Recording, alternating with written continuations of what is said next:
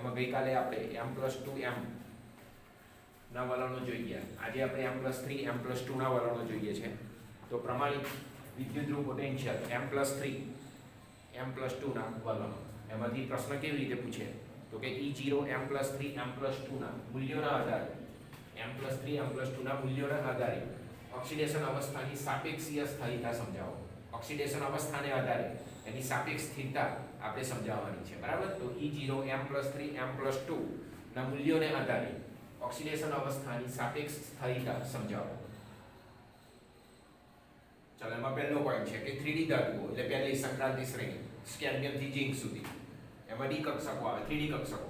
તો 3D ધાતુઓમાં E0 m+3 m+2 ના મૂલ્યોમાં અનિયમિત પરિવર્તનશીલ વલણો જોવા મળે છે. એક સરખા નિયમિત રીતે વધારો, નિયમિત રીતે ઘટાડો, બરાબર, એવું જોવા મળતું નથી, પરંતુ અનિયમિત પરિવર્તનશીલ વલણો જોવા મળે છે. તો 3D ધાતુઓમાં જે સંક્રાંતિ શ્રેણી છે, પહેલી શ્રેણી Sc થી Zn સુધી, તો 3D ધાતુઓમાં E0 m+3 m+2 ના મૂલ્યોમાં અનિયમિત પરિવર્તનશીલ વલણો જોવા મળે છે.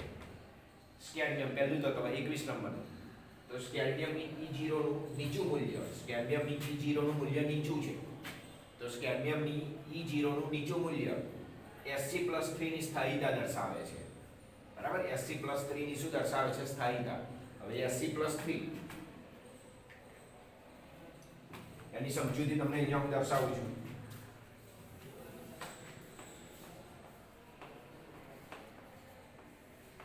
ચાલો, સ્કેન્ડિયમ એટલે 21,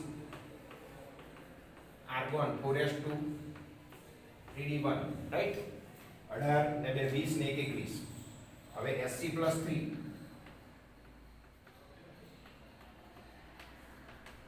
એટલે આ 3 ઇલેક્ટ્રોન અહીંયાથી દૂર થશે, એટલે 4s0 અને 3d0, એટલે બાકી શું રહ્યું? આર્ગોન. આર્ગોન એ નિષ્ક્રિય વાયુ છે, એની છેલ્લી કક્ષામાં 8 ઇલેક્ટ્રોન છે. સમૃદ્ધ પેટાકોષ રચના એને પ્રાપ્ત કરી છે. 288 પ્રકારની એની ઇલેક્ટ્રોન રચના છે આર્ગોનની. 18 એનો પરમાણુ ક્રમાંક.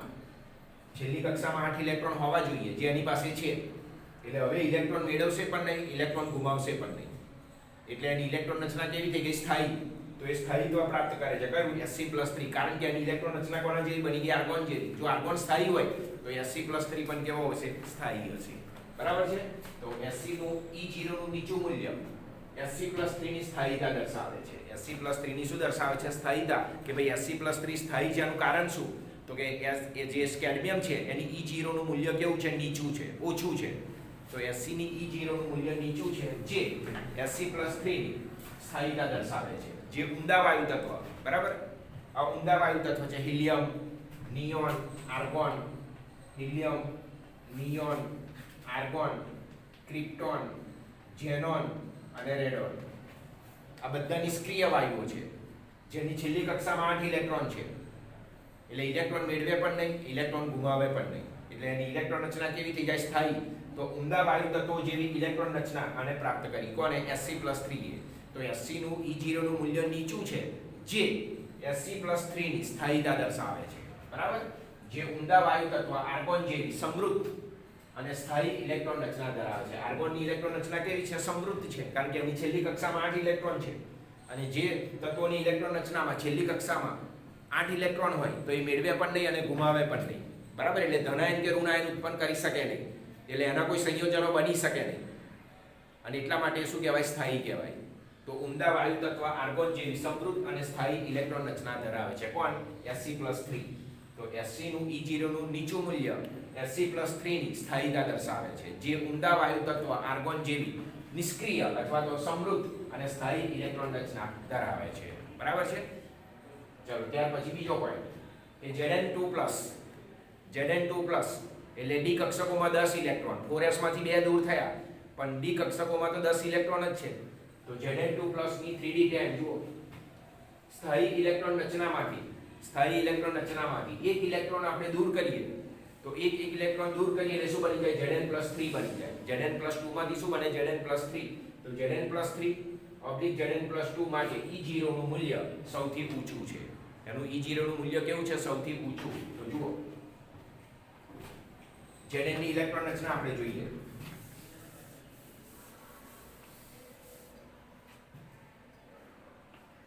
ચલો Zn એટલે પરમાણુ ક્રમાંક 30 4s2 3d10 પછી Zn+2 ની ઇલેક્ટ્રોન રચના તમે જુઓ તો બે ઇલેક્ટ્રોન જે ઓછા કરવાના એ 4s માંથી દૂર થાય એટલે એની ઇલેક્ટ્રોન રચના કઈ બને છે 3d10 અને 3d10 કેવી છે સૌથી સ્થાયી ઇલેક્ટ્રોન રચના છે બરાબર ડી કક્ષક ઇલેક્ટ્રોનથી સંપૂર્ણ ભરાયેલી છે બધી જ કક્ષકોમાં ઇલેક્ટ્રોન મળી આવવાની સંભાવના સમાન છે એટલે સંમિત આકર્ષણ ઉત્પન્ન થાય પરિણામે એની ઇલેક્ટ્રોન રચના કેવી બની જાય સ્થાયી બની જાય બરાબર તો 3d10 પ્રકારની આ ઇલેક્ટ્રોન રચના થઈ ચલો હવે Zn+2 માંથી Zn+3 બનાવો તો આર્ગોન 4s0 3d9 પ્રકારની ઇલેક્ટ્રોન રચના થશે પણ એ પહેલા એને કઈ ઇલેક્ટ્રોન રચના પ્રાપ્ત કરી હતી સ્થાયી ઇલેક્ટ્રોન રચના હવે આવી કક્ષકોમાંથી ઇલેક્ટ્રોન દૂર કરવા હોય તો વધારે ઊર્જાની જરૂર પડે કારણ કે બધી દિશામાં ઇલેક્ટ્રોનની સંખ્યા સમાન છે એટલે બધી દિશામાં આકર્ષણ બળ સમાન છે માટે બધી દિશાનું ઊર્જા જે છે ઊર્જા કેવી થઈ ગઈ એક સરખી એટલે એની ઇલેક્ટ્રોન રચના કેવી બની જાય સ્થાયી બની જાય બરાબર એવા પછી તમારે ઇલેક્ટ્રોન એવી કક્ષકોમાંથી દૂર કરવો હોય તો વધારે ઊર્જાની જરૂર પડે તો અહીંયા કહ્યું છે જુઓ કે Zn+2 એ d10 પ્રકારની ઇલેક્ટ્રોન રચના ધરાવે છે જે સ્થાયી છે પણ એમાંથી જ્યારે એક ઇલેક્ટ્રોન દૂર કરીએ તો Zn+2 માંથી શું બની જાય Zn+3 તો Zn+2 માટે E0 નું મૂલ્ય કેવું છે સૌથી ઊંચું છે કારણ કે જે ઇલેક્ટ્રોન આપણે એક દૂર કર્યો એને દૂર કરવા માટે સૌથી વધારે ઊર્જાની જરૂર પડે છે કારણ કે પહેલા એને કઈ ઇલેક્ટ્રોન રચના પ્રાપ્ત કરી હતી તો કે સ્થાયી ઇલેક્ટ્રોન રચના પ્રાપ્ત કરી હતી બધી જ દિશાની અંદર ઇલેક્ટ્રોન મળી આવવાની સંભાવના સમાન છે 3d10 નો અર્થ શું થાય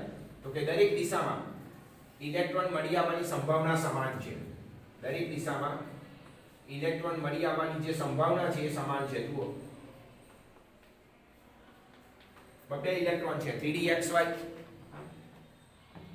yz zx dx2 y2 અને dz2 દરેક દિશાની અંદર ઇલેક્ટ્રોન મળી આવવાની સંભાવના સમાન થઈ ગઈ એટલે પરમાણુના કેન્દ્રથી આકર્ષણ બળ એક સરખું થઈ ગયું બરાબર એટલે એને સંમિત આકર્ષણ બળ કહેવાય પરિણામે એવી કક્ષકોમાંથી એક ઇલેક્ટ્રોન પણ દૂર કરવો હોય ને તો વધારે ઊર્જાની જરૂર પડે કારણ કે એને શું પ્રાપ્ત કરેલું છે સ્થાયીત્વ પ્રાપ્ત કરેલું છે તો Zn+2 એ 3d10 પ્રકારની સ્થાયી ઇલેક્ટ્રોન રચના ધરાવે છે પણ જ્યારે આમાંથી પણ એક ઇલેક્ટ્રોન દૂર કરવાનો આવે તો એ Zn+3 પ્રાપ્ત કરે તો Zn+3 Zn+2 માટે E0 નું મૂલ્ય કેવું છે સૌથી ઊંચું છે બરાબર તો એનું મૂલ્ય સૌથી ઊંચું હોય છે ચલો ત્યાર પછીથી Mn3 Mn+2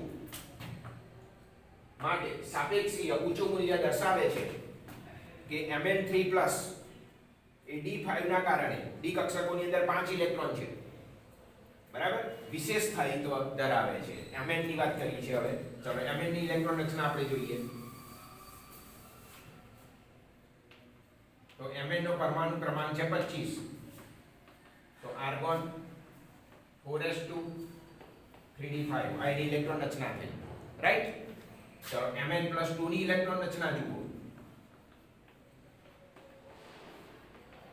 તો આર્ગોન 4s0 3d5 એટલે d કક્ષકોની અંદર દરેક d કક્ષકમાં ઇલેક્ટ્રોન મળી આવવાની સંભાવના સમાન છે દરેક d કક્ષકની અંદર ઇલેક્ટ્રોન મળી આવવાની સંભાવના સમાન થઈ ગઈ d5 એટલે સંમિત આકર્ષણ બળ ઉત્પન્ન થયું પરિણામે એનું સ્થાયીત્વ વધારે છે હવે તમારે એક ઇલેક્ટ્રોન દૂર કરવો હોય અને Mn+2 નું Mn+3 માં રૂપાંતર કરવું હોય તો સ્થાયી કક્ષકોમાંથી જ ઇલેક્ટ્રોન દૂર થાય છે જુઓ 3d4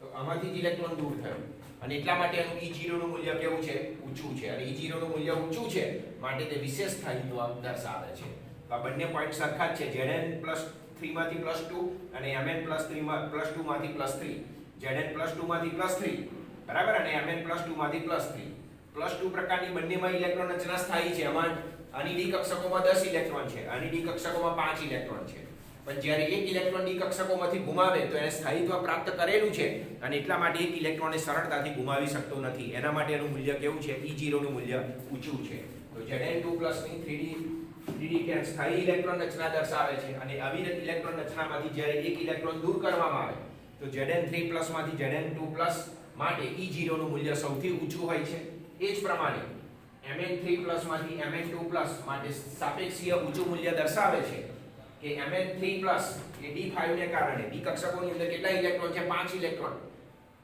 જે સ્થાયીત્વ દર્શાવેલું છે, જે સ્થાયી ઇલેક્ટ્રોન રચના દર્શાવે છે, તો D5 ને કારણે વિશેષ સ્થાયીત્વ દર્શાવે છે. બરાબર. તો Zn અને Mn માટે આ બંને મુદ્દા સરખા છે. પહેલો SC નો પોઈન્ટ લખ્યો કે SC નું નીચું મૂલ્ય SC+3 ની સ્થાયીતા દર્શાવે છે. બરાબર. જે ઊંડા વાયુ તત્વ આર્ગોન જે સ્થાયી ઇલેક્ટ્રોન રચના દર્શાવી શકે છે, એ રીતે Zn+2 અને Mn2+ માટે. ચલો હવે Fe ની વાત કરીએ. જ્યારે Fe3+ માંથી Fe2+ માટેનું સાપેક્ષીય E0 નું નીચું મૂલ્ય Fe3+ ની D5 ની સ્થિરતાને કારણે, સ્થાયીતાને કારણે વિશેષ સ્થાયીતા દર્શાવે છે. એ જ રીતે Fe ની અંદર જોવા મળે. Fe ની ઇલેક્ટ્રોન રચના આપણે જોઈએ.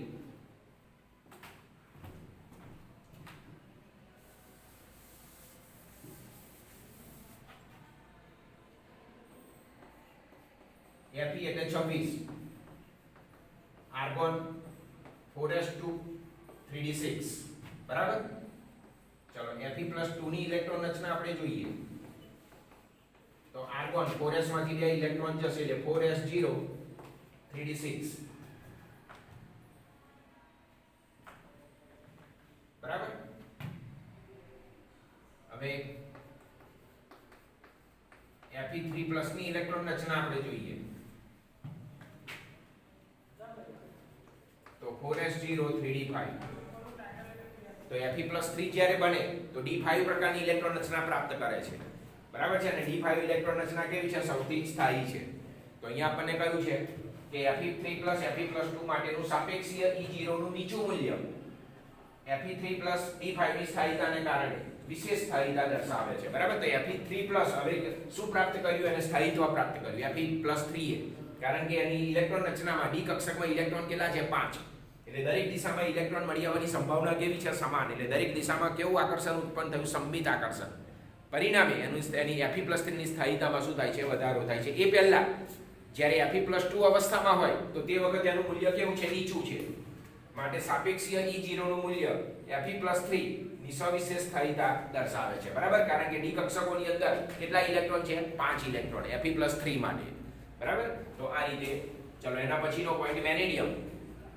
V3+ V+2 માટેનું સાપેક્ષીય E0 નું મૂલ્ય નીચું છે વેનેડિયમ માટે, જે V+2 T32G ની સ્થાયીતા સાથે સંબંધિત છે. હવે આ જે પોઈન્ટ છે એ તમારે સવર્ગ આપણે સંકીર્ણ સંયોજનો છે એ ચેપ્ટરની અંદર ડિટેલમાં આવશે. T32G એટલે બે કક્ષકો, D કક્ષકોની અંદર બે કક્ષકો એ નીચેના સ્તરમાં હોય અને 3 કક્ષકો ઉપરના સ્તરમાં હોય.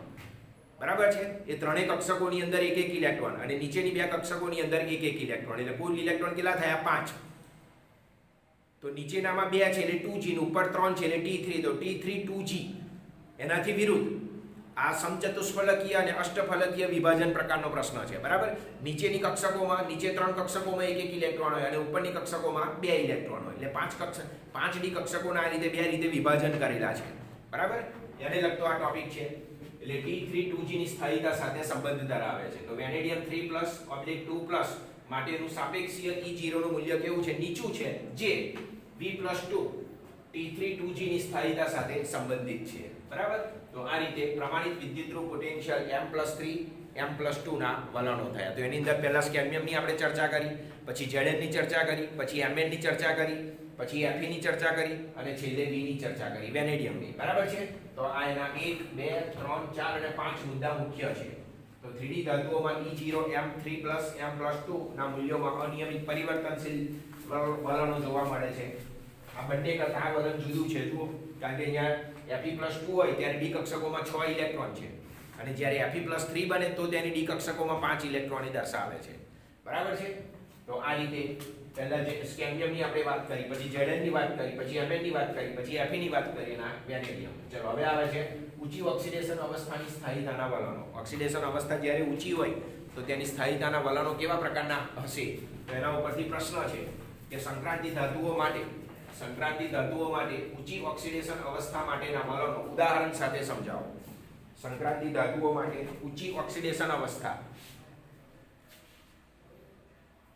સંક્રાંતિ ધાતુઓ માટે ઊંચી ઓક્સિડેશન અવસ્થા માટેના વલણો ઉદાહરણ સાથે દર્શાવો. તો મધ્યમાં રહેલા જે તત્વો છે, બરાબર, એની ઓક્સિડેશન અવસ્થા ઊંચી છે જ્યારે ડાબી બાજુના તત્વો અને જમણી બાજુના તત્વો છેલ્લા શરૂઆતના 2 3 અને અંતિમ 2 3 એવા તત્વોની ઓક્સિડેશન અવસ્થાના મૂલ્યો નીચા છે. એનું કારણ શું આપણે આગળ જોઈ ગયા કે ડાબી બાજુના જે તત્વો છે એની પાસે પરમાણુ ક્રમાંક ઓછો છે, એટલે સંયોજકતા ઇલેક્ટ્રોનની સંખ્યા ઓછી છે, એટલે ઇલેક્ટ્રોનની ભાગીદારી કરી શકાતી નથી બહુ સરળતાથી, બરાબર. ઇલેક્ટ્રોનની આપલે કરી શકાતી નથી અને એટલા માટે એની ઓક્સિડેશન અવસ્થાના મૂલ્યો નીચા છે. જ્યારે અંતિમમાં રહેલા જે તત્વો છે એનો પરમાણુ ક્રમાંક વધારે હોય છે, પરંતુ ડી કક્ષકો અપૂર્ણ હોય છે, બરાબર છે. ડી કક્ષકો મોટાભાગની કેવી થઈ ગઈ? ભરાઈ ગઈ. મોટાભાગની ડી કક્ષકો ભરાઈ ગયેલી હોય છે અને ડી કક્ષકો મોટાભાગની ભરેલી હોય છે 2 ઇલેક્ટ્રોનથી, અને એટલા માટે ત્યાં ઇલેક્ટ્રોનની અયુગ્મિત ઇલેક્ટ્રોનની સંખ્યા ઓછી છે, અને અયુગ્મિત ઇલેક્ટ્રોનની સંખ્યા ઓછી માટે ઓક્સિડેશન અવસ્થાનું મૂલ્ય કેવું? ઓછું, બરાબર. તો ડાબી બાજુના અને જમણી બાજુના તત્વોની ઓક્સિડેશન અવસ્થાના મૂલ્યો નીચા છે, જ્યારે મધ્યમાં રહેલા જે તત્વો છે એની ઓક્સિડેશન અવસ્થાના મૂલ્યો ઊંચા છે, બરાબર. તો એના વલણો એટલે કે ઉદાહરણ સાથે સમજાવો. તો સંક્રાંતિ ધાતુઓ માટે ઊંચી ઓક્સિડેશન અવસ્થા માટેના વલણો ઉદાહરણ સાથે સમજાવો. ચાલો, સંક્રાંતિ ધાતુઓની ઊંચી ઓક્સિડેશન અવસ્થા હેલોજન અને ઓક્સિજન તત્વો સાથે સંબંધ ધરાવે છે. જે સામાન્ય હેલાઇડ સંયોજનો હોય એની ઓક્સિડેશન અવસ્થામાં બહુ ફેરફાર ના થાય, પણ હેલોજન અને ઓક્સિજન બંને જોડાયેલા હોય સંક્રાંતિ ધાતુ સાથે, તો એની અંદર એવા સંયોજનની અંદર સંક્રાંતિ ધાતુની ઓક્સિડેશન અવસ્થા સૌથી વધારે મળે. પણ સામાન્ય સંયોજનો હોય, દાખલા તરીકે CrF5, તો એમાં ક્રોમિયમની ઓક્સિડેશન અવસ્થા +5 છે, પણ એ જ ક્રોમિયમ જ્યારે ફ્લોરિન અને ઓક્સિજન સાથે સંયોજાય તો તે વખતે એની ઓક્સિડેશન અવસ્થા વધારે મળે. દાખલા તરીકે Mn, બરાબર. તો Mn ની અંદર સાદા હેલાઇડ સંયોજનો હોય તો એમાં Mn+7 મહત્તમ ઓક્સિડેશન અવસ્થા દર્શાવતું નથી સાદા હેલાઇડ સંયોજનોમાં, પણ એ હેલાઇડ ઓક્સિજન સાથે સંયોજાયેલો હોય અને જ્યારે સંક્રાંતિ ધાતુ સાથે જોડાય તો તેમાં તેની ઓક્સિડેશન અવસ્થા કેવી મળે? તમને વધારે મળે. ચાલો, એમાં પહેલો પોઈન્ટ છે કે સંક્રાંતિ ધાતુઓની ઊંચી ઓક્સિડેશન અવસ્થા એ હેલોજન અને ઓક્સિજન તત્વો સાથે સંબંધ ધરાવે છે, બરાબર. હેલોજન અને ઓક્સિજન તત્વો સાથે, તો હેલોજન સાથે સંયોજાય તો તેમાંથી હેલાઇડ સંયોજનો બને. તો પહેલા આપણે ચર્ચા કરીએ છીએ હેલાઇડ સંયોજનો વિશે. ચાલો, હેલાઇડ સંયોજનો તો TiX4, બરાબર. X એટલે chlorine bromine iodine, VF5, CrF6 માં તેમના સૌથી ઊંચા ઓક્સિડેશન આંક પ્રાપ્ત થાય છે. આ જે 3 સંયોજનો છે તો એની અંદર તેમના સૌથી ઊંચા ઓક્સિડેશન આંક પ્રાપ્ત કરી શકાય છે. દાખલા તરીકે આની અંદર Ti ની ઓક્સિડેશન અવસ્થા થશે +4, કારણ કે X ની છે -1, બરાબર છે, -4, તો આની કેટલી થાય? +4. ચાલો, એ પ્રમાણે એક ફ્લોરિનની -1 તો 5 ની થશે +5, -5, તો વેનેડિયમની કેટલી થશે? +5. તો આની અંદર ટિટેનિયમની છે ઓક્સિડેશન અવસ્થા +4, આમાં વેનેડિયમની છે +5. ચાલો, CrF6, તો આમાં ફ્લોરિનની થશે કુલ -6, તો ધનાયનની કેટલી થાય? +6. તો આ +4, +5, +6 માં તેમના સૌથી ઊંચા ઓક્સિડેશન આંક પ્રાપ્ત કરી શકાય છે, બરાબર. તો આ 3 સંયોજનો એવા છે કે જેનો ઓક્સિડેશન આંક સૌથી ઊંચો છે, TiX4, પછી VF5 અને CrF6 વગેરે. ચલો, ત્યાર પછીથી બીજો પોઈન્ટ, સાદા હેલાઇડ સંયોજનોમાં, સાદા હેલાઇડ સંયોજનો કે જેમાં ઓક્સિજન ના હોય, ઓક્સિજન હોય તો હેલોજન ના હોય સંક્રાંતિ ધાતુ સાથે, તો એને સાદા હેલાઇડ સંયોજનો કહેવાય. તો સાદા હેલાઇડ સંયોજનોમાં Mn+7 મહત્તમ ઓક્સિડેશન અવસ્થા દર્શાવતું નથી. તો Mn+7 મહત્તમ ઓક્સિડેશન અવસ્થા કયા સંયોજનોમાં દર્શાવતું નથી? તો કે સાદા હેલાઇડ સંયોજનોમાં. તો જે સાદા હેલાઇડ સંયોજનો હોય એની અંદર Mn એની મહત્તમ ઓક્સિડેશન અવસ્થા +7 દર્શાવતું નથી, પરંતુ MnO3F, ચાલો, એમાં એક ઓક્સિજનની સંયોજકતા છે -2, તો 3 ની કેટલી થાય? -6, અને F ની -1, એટલે -6 + -1 એટલે -7, એટલે Mn ની કેટલી થઈ ગઈ? +7, બરાબર. એક ઓક્સિજનની સંયોજકતા આપણને ખબર છે -2, તો -2 ગુણ્યા 3 એટલે -6, અને એક ક્લોરીનની -1 છે, તો -6 વત્તા -1 એટલે કેટલી થઈ? -7, એટલે Mn ની ઓક્સિડેશન અવસ્થા કેટલી છે? +7. તો આ સાદું નથી, જુઓ, આની સાથે ઓક્સિજન અને હેલોજન બંને જોડાયેલા છે સંક્રાંતિ ધાતુ સાથે. પણ સાદા હેલાઇડ સંયોજનો હોય એમાં Mn+7 મહત્તમ ઓક્સિડેશન અવસ્થા દર્શાવતું નથી, પરંતુ MnO3F, બરાબર, માં +7 ઓક્સિડેશન અવસ્થા દર્શાવે છે. ચલો, MnF7 શક્ય નથી, કારણ કે આ સાદું હેલાઇડ સંયોજન છે. આ સાદું હેલાઇડ સંયોજન થયું અને એમાં Mn ની ઓક્સિડેશન અવસ્થા +7 શક્ય નથી, પરંતુ MnO3F એમાં +7 શક્ય છે. તો સાદા હેલાઇડ સંયોજનોમાં Mn ની +7 ઓક્સિડેશન અવસ્થા મહત્તમ શક્ય નથી, પરંતુ MnO3F એની અંદર Mn ની +7 ઓક્સિડેશન અવસ્થા જે મહત્તમ છે જે શક્ય છે. તો MnF7 શક્ય નથી પરંતુ MnO3F શક્ય છે. બરાબર. ચાલો ત્યાર પછીથી Mn પછીની જે ધાતુઓ છે 25 નંબર પછીની પરમાણ્વીય ક્રમાંક Mn એટલે 25 તો એના પછીની જે ધાતુઓ છે બરાબર આયર્ન કોબાલ્ટ નિકર Cu અને Zn. તો Mn પછીની જે ધાતુઓ છે એ ટ્રાયહેલાઇડ સંયોજનો બનાવતા નથી. ટ્રાયહેલાઇડ પ્રકારના સંયોજનો એ બનાવી શકતી નથી Mn પછીની ધાતુઓ. ટ્રાય એટલે 3 અને હેલાઇડ એટલે ક્લોરીન બ્રોમિન આયોડીન ફ્લોરીન. દાખલા તરીકે H3 F3 Br3 I3 વગેરે. તો Mn પછીની ધાતુઓ આ રીતે ટ્રાયહેલાઇડ પ્રકારના સંયોજનો બનાવતા નથી. સિવાય કે અપવાદ તરીકે FeX3 FeCl3 COF3 બરાબર. એનું કારણ શું તો કે એની લેટિસ ઊર્જા ઊંચી છે. એની લેટાઇસ જે ઊર્જા છે એ લેટાઇસ ઊર્જા ઊંચી છે. બરાબર. પરંતુ NiCu અને Zn ધાતુઓ MX3 પ્રકારના હેલાઇડ સંયોજનો બનાવી શકતા નથી. આ બે ધાતુઓ બનાવી શકે છે Fe અને CO કારણ કે એની લેટાઇસ એન્થાલ્પી વધારે છે. પણ NiCu અને Zn ની લેટાઇસ એન્થાલ્પી પેલા કરતા નીચી છે અને એટલા માટે તે MX3 પ્રકારના ટ્રાયહેલાઇડ પ્રકારના સંયોજનો બનાવતી નથી. બરાબર. તો Mn પછીની જે ધાતુઓ છે એ ટ્રાયહેલાઇડ પ્રકારના સંયોજનો બનાવતા નથી. સિવાય કે FeX3 અને COF3 આ બે બનાવી શકે છે અને જે અહીંયા આપણે દર્શાવ્યા છે કારણ કે એની લેટાઇસ આપણે ઊર્જા છે એ ઊંચી છે. પરંતુ NiCu અને Zn ધાતુઓ MX3 બનાવતા નથી. બરાબર. તો કઈ ત્રણ ધાતુઓ MX3 પ્રકારના ટ્રાયહેલાઇડ બનાવતા નથી તો કે NiCu અને Zn. કઈ બે ધાતુઓ MX3 પ્રકારના ટ્રાયહેલાઇડ બનાવી શકે છે તો કે FeX3 અને COF3. Mn પછીની આ બે ધાતુઓ. એનું કારણ શું તો કે એની લેટાઇસ ઊર્જા કેવી છે ઊંચી છે. બરાબર. ચાલો ત્યાર પછીથી 3D ધાતુઓની સૌથી ઊંચી ઓક્સિડેશન અવસ્થાના 3D જે ધાતુઓ છે બરાબર તો 3D ધાતુઓની સૌથી ઊંચી ઓક્સિડેશન અવસ્થાના સ્થાયિત્વ માટે ફ્લોરિનની ક્ષમતાનું કારણ COF6 ના કિસ્સાની જેમ ઊંચી લેટાઇસ ઊર્જા અથવા ઉચ્ચતર સહસંયોજક સંયોજનો. બરાબર. એ બહુ સારી રીતે સહસંયોજક સંયોજનો બનાવે છે અથવા તો એવા સંયોજનોની લેટાઇસ ઊર્જા પણ કેવી છે ઊંચી છે. તો 3D ધાતુઓની સૌથી ઊંચી ઓક્સિડેશન અવસ્થાના સ્થાયિત્વ માટે ફ્લોરિનની ક્ષમતાનું કારણ COF6 ના કિસ્સાની જેમ ઊંચી લેટાઇસ ઊર્જા અથવા તો ઉચ્ચતર સહસંયોજક સંયોજનો છે. દાખલા તરીકે VF5 અને CrF6 માટેની ઉચ્ચતર બંધન એન્થાલ્પી જવાબદાર છે. બરાબર. VF5 અને CrF6 માટે બંધન એન્થાલ્પી જવાબદાર પરિબળ છે. તો ઊંચી ઓક્સિડેશન અવસ્થાની સ્થાયીતાના વલણોમાં પહેલું કયું હતું એમાંથી પ્રશ્ન કેવી રીતે પૂછે તો કે સંક્રાંતિ ધાતુઓ માટે ઊંચી ઓક્સિડેશન અવસ્થા માટેના વલણો ઉદાહરણ સાથે સમજાવો. તો એમાં પહેલી આપણે કોની ચર્ચા કરવાની તો કે સંક્રાંતિ ધાતુઓની ઊંચી ઓક્સિડેશન અવસ્થા બે તત્વો સાથે સંકળાયેલી છે. કયા હેલોજન અને ઓક્સિજન. તો હેલોજન અને ઓક્સિજન તત્વો સાથે સંબંધિત છે. બરાબર. જો હેલોજન સાથે સંયોજાય તો કયા સંયોજનો બનાવે હેલાઇડ સંયોજનો. તો TiX4 VF5 અને CrF6 માં તેમના સૌથી ઊંચા ઓક્સિડેશન આંક પ્રાપ્ત કરી શકાય છે. બરાબર. સાદા હેલાઇડ સંયોજનોમાં Mn+7 મહત્તમ ઓક્સિડેશન અવસ્થા દર્શાવતું નથી પરંતુ MnO3F માં +7 ઓક્સિડેશન અવસ્થા દર્શાવે છે. દાખલા તરીકે MnF7 શક્ય નથી પરંતુ MnO3F શક્ય છે.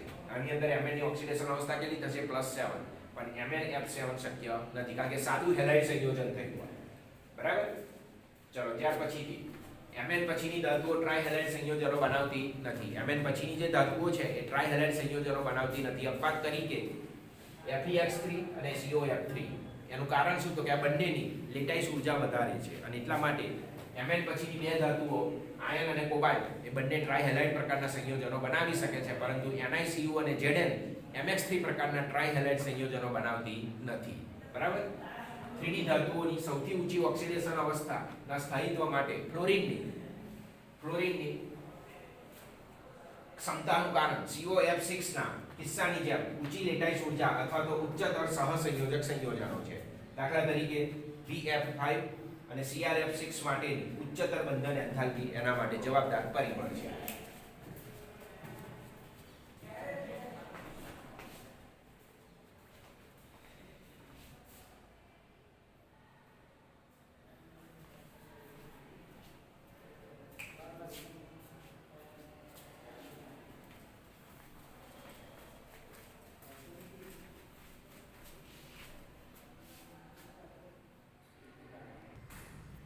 ચાલો ઊંચી ઓક્સિડેશન અવસ્થાના બીજા કારણો કે V+5 એટલે વેનેડિયમ ધન આયન, એની ઓક્સિડેશન અવસ્થા +5 બતાવી, એટલે ઋણ આયનની કેટલી હોવી જોઈએ? -5.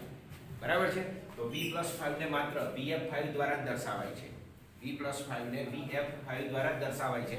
તો આની અંદર Vf5 માં વેનેડિયમ +5, તો ફ્લોરિન કેટલો થશે? -5. તો V+5 ને Vf5 દ્વારા જ દર્શાવાય છે. જ્યારે વેનેડિયમના અન્ય હેલાઇડ સંયોજનો જળ વિભાજન પામે, વેનેડિયમના જે અન્ય હેલાઇડ સંયોજનો છે એનું જળ વિભાજન થાય. બરાબર છે? તો જળ વિભાજન પામીને ઓક્સો હેલાઇડ સંયોજનો, એનું જળ વિભાજન થાય એટલે કયા સંયોજનો બને? ઓક્સો હેલાઇડ સંયોજનો VOX3 અને આપે છે, બનાવે છે. પરંતુ વેનેડિયમ સાથે ફક્ત હેલોજન જોડાયેલો હોય તો એવા સંયોજનો શક્ય નથી, એવા સંયોજનો બનાવતા નથી. દાખલા તરીકે VCl5, VBr5, VI5 બનતા નથી. પણ એની સાથે શું સંયોજાયેલો હોવો જોઈએ? ઓક્સિજન. એને ઓક્સો હેલાઇડ સંયોજનો કહેવાય. બરાબર છે? તો VOX3, તો આની અંદર વેનેડિયમની ઓક્સિડેશન અવસ્થા કેટલી થશે? તો કે 3 દુ 6 અને આ 2 8. બરાબર? તો V+5 ને માત્ર Vf5 દ્વારા દર્શાવાય છે, જ્યારે વેનેડિયમના અન્ય હેલાઇડ સંયોજનો જળ વિભાજન પામીને ઓક્સો હેલાઇડ સંયોજનો VOX3 બનાવે છે. જ્યારે VCl5, VBr5 અને VI5 બનતા નથી. બરાબર? ચલો, ફ્લોરાઇડ સંયોજનો. ફ્લોરાઇડ સંયોજનોનું બીજું વલણ નીચી ઓક્સિડેશન અવસ્થામાં રહેલી અસ્થાયીતા દર્શાવે છે. ફ્લોરાઇડ સંયોજનોનું બીજું વલણ શું છે? તો કે એની ઓક્સિડેશન અવસ્થા નીચી છે. તો નીચી ઓક્સિડેશન અવસ્થામાં રહેલી અસ્થાયીતા છે. ઓક્સિડેશન અવસ્થા નીચી છે માટે તે અસ્થાયી છે. બરાબર? તો ફ્લોરાઇડ સંયોજનોનું બીજું વલણ નીચી ઓક્સિડેશન અવસ્થામાં રહેલી અસ્થાયીતા છે.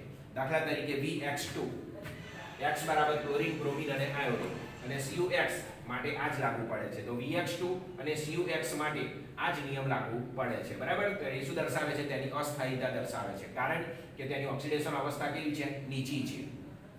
Cu+2 માટે આયોડાઇડ સિવાય બધા હેલાઇડ સંયોજનો જાણીતા છે. Cu2 માટે આયોડાઇડ સિવાયના બધા જ હેલાઇડ સંયોજનો જાણીતા. કયા? તો કે CuCl, CuBr વગેરે. બરાબર? પણ કોપર સાથે આયોડિન જોડાયેલો હોય તો આયોડાઇડ સિવાયના બધા હેલાઇડ સંયોજનો જાણીતા છે. જો આ કિસ્સામાં, આ ઉદાહરણમાં Cu+2 નું Cu+2 નું અને I- નું I2 માં ઓક્સિડેશન કરે છે. જે Cu+2 છે, બરાબર છે, એ Cu+2 એ I- નું I2 માં શું કરે છે? ઓક્સિડેશન કરે છે. ઓક્સિડેશન એટલે ચલો, આનો ઓક્સિડેશન આંક થશે -1 અને આનો થશે 0. તો -1 માંથી 0 થયો એટલે વધારો થયો, અને વધારો થાય ઓક્સિડેશન આંકમાં તો કઈ પ્રક્રિયા કહેવાય? ઓક્સિડેશન. તો શું કરે છે? ઓક્સિડેશન. તો Cu+2 એ I- નું I2 માં શું કરે છે? ઓક્સિડેશન કરે છે. બરાબર? તો Cu2+ + 4I- gives Cu2I2. આ Cu આની સાથે જોડાઈ જશે એટલે Cu2I2 બનશે. બરાબર? + I2. તો આમાં -1 છે, આમાં 0 છે. તો I- નું I2 માં શું થયું? ઓક્સિડેશન કર્યું. કોને કર્યું? Cu+2 એ કર્યું. તો આ ઉદાહરણની અંદર Cu+2 એ I- નું I2 માં ઓક્સિડેશન કરે છે. તો Cu+2 + 4I-, અહીંયા કોપર 2 છે તો 2 કોપર, આયોડિન 4 છે તો 2 આયોડિન અને 2 આયોડિન. બરાબર છે? તો શું બને? તેમાંથી Cu2I2 બને. ચાલો, જલીય દ્રાવણમાં ઘણા Cu1 સંયોજનો અસ્થાયી હોય છે. જલીય દ્રાવણની અંદર Cu1 પ્રકારના જે સંયોજનો છે એ અસ્થાયી હોય છે અને તેથી વિષમીકરણ પામે છે. વિષમીકરણ એટલે +1 નું +2 માં રૂપાંતર થઈ જાય અને +2 નું +1 માં રૂપાંતર થાય, અને વિષમીકરણ પ્રક્રિયા કહેવાય. 1 નું 2 માં, 2 નું 1 માં.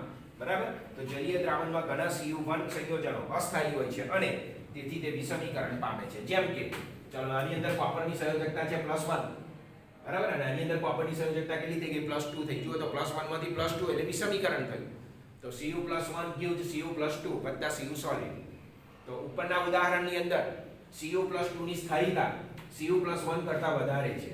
બરાબર છે? Cu+2 ની જે સ્થાયીતા છે એ Cu+1 કરતા કેવી છે? વધારે છે. એનું કારણ શું? તો કે Cu+2 કરતા Cu+ ની જે જલીયકરણ ઉર્જા છે એ વધારે છે. હાઇડ્રેશન ઉર્જા જેને કહેવાય. તો Cu+2 ની જલીયકરણ ઉર્જા Cu+1 કરતા કેવી છે? વધારે ઋણ છે. એટલે વધારે ઋણ છે, -21 21 બરાબર? એ એની જલીયકરણ ઉર્જા છે. તો ઉપરના ઉદાહરણની અંદર Cu+2 ની સ્થાયીતા Cu+1 કરતા વધારે હોવાનું કારણ શું? તો કે Cu+1 કરતા Cu+2 ની જલીયકરણ ઉર્જા એટલે ડેલ્ટા હાઇડ્રેશન H0 નું મૂલ્ય વધારે ઋણ છે, જે Cu ની ડેલ્ટા IH2 ની ક્ષતિપૂર્તિ કરતા વધારે છે. બરાબર? જે કોપરની દ્વિતીયાયનીકરણ એન્થાલ્પી કરતા કેવી છે? વધારે છે. તો આના પરથી કહી શકાય કે V+5 ને માત્ર Vf5 દ્વારા જ દર્શાવાય છે. જ્યારે વેનેડિયમના અન્ય હેલાઇડ સંયોજનો જળ વિભાજન પામીને ઓક્સો હેલાઇડ સંયોજનો બનાવી શકે છે. દાખલા તરીકે VOX3, પરંતુ VCl5, VBr5 અને VI5 શક્ય નથી. ફ્લોરાઇડ સંયોજનોનું બીજું વલણ શું? તો કે એની ઓક્સિડેશન અવસ્થા નીચી છે અને એટલા માટે તે કેવા છે? અસ્થાયી છે. દાખલા તરીકે VX2, CuX વગેરે. બરાબર. Cu+2 માટે આયોડાઇડ સિવાય બધા હેલાઇડ સંયોજનો જાણીતા છે. Cu+2 માટે આ ઉદાહરણમાં Cu+2 એ I-2 માં શું કરે છે? ઓક્સિડેશન. તો Cu+2 + 4I- give Cu2I2 + I2. તો જલીય દ્રાવણમાં ઘણા Cu1 સંયોજનો અસ્થાયી હોય છે અને તેથી તે વિષમીકરણ પામે છે. શું પામે છે? વિષમીકરણ. અને વિષમીકરણનો અર્થ મેં તમને કહ્યો, +1 માંથી શું બની જાય? +2. બરાબર છે. તો +1 એટલે ક્યુપ્રસ કહેવાય અને પેલાને ક્યુપ્રિક કહેવાય. તો ક્યુપ્રસમાંથી ક્યુપ્રિક બને તો એને વિષમીકરણ કહેવાય. આયન એકલો એક જ છે, એની સંયોજકતામાં જ ફેરફાર થાય છે. બરાબર. તો ઉપરના ઉદાહરણની અંદર Cu+2 ની સ્થાયીતા Cu+1 કરતાં કેવી છે? વધારે છે. અને એનું કારણ શું? તો કે Cu+1 કરતાં Cu+2 ની જલીયકરણ ઉર્જા વધારે ઋણ છે અને એટલા માટે Cu ની દ્વિતીય આયનીકરણ એન્થાલ્પીની ક્ષતિપૂર્તિ કરતાં તે વધારે દર્શાવે છે. બરાબર. કરતાં વધુ હોય છે. તો આ રીતે આ ઊંચી ઓક્સિડેશન અવસ્થા પ્રાપ્ત કરવા માટેના સંક્રાંતિ ધાતુઓ ઊંચી ઓક્સિડેશન અવસ્થા પ્રાપ્ત કરે છે એના માટેના વલણો થયા. એટલે 3 અથવા 4 માર્કની અંદર આ પ્રશ્ન તમને પૂછે. 3 થી 4 માર્ક્સની અંદર સંક્રાંતિ ધાતુઓની ઊંચી ઓક્સિડેશન અવસ્થા પ્રાપ્ત કરવા માટેના વલણો દર્શાવો, એના લક્ષણો દર્શાવો, એની ખાસિયતો દર્શાવો. બરાબર છે. તો આ રીતે 4 માર્કનો પ્રશ્ન થયો.